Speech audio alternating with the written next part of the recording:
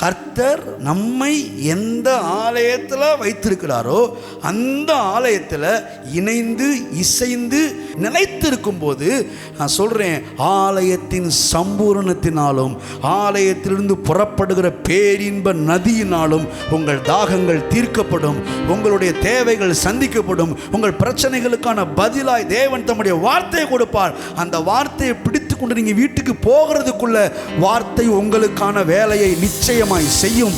அது எங்க செய்யணும், யார்கிட்ட செய்யணும், எப்படி செய்யணும், அது வார்த்தைக்கு தெரியும். வார்த்தை சரியாய் செய்யும்.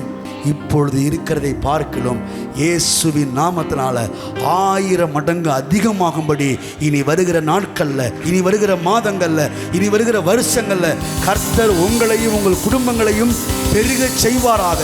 வர வர விருத்தி அடைந்து மகா பெரிய ஆட்களாய் கர்த்தர் உங்களை மாறச் செய்வாராக.